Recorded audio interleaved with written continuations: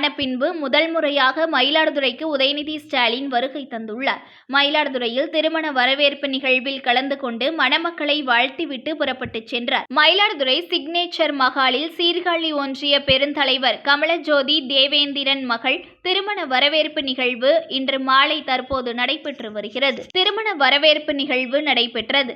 இந்த நிகழ்வில் துணை முதல்வர் உதயநிதி ஸ்டாலின் பங்கேற்றார். நாகையில் பல்வேறு நிகழ்ச்சிகளை முடித்துக் கொண்டு காரில் மயிலாடுதுறைக்கு வந்த துணை முதல்வர் உதயநிதி ஸ்டாலின் மற்றும் அமைச்சர்கள் MRK பன்னீர்செல்வம், சீவ கணேசன், அன்பில் மகேஷ் பொய்யாமொழி, மெய்யநாதன் உள்ளிட்டோர் வரவேற்பு நிகழ்ச்சியில் பங்கேற்றனர். திருமண மண்டபத்திற்கு வந்த துணை முதலமைச்சர் உதயநிதி ஸ்டாலின் வரவேற்பு மேடையில் ஏறி மணமக்கள் அபிநயா, அபிஷேக் தம்பதிகளுக்கு பொக்கே கொடுத்து வாழ்த்து தெரிவித்தார். தொடர்ந்து குழு புகைப்படம் எடுத்துக்கொண்டு உடனே திரும்பி கடலூர் மாவட்டத்திற்கு புறப்பட்டு சென்றார். நாளை கடலூரில் பல்வேறு நிகழ்ச்சிகளில் துணை முதலமைச்சர் பங்கேற்க உள்ளார்.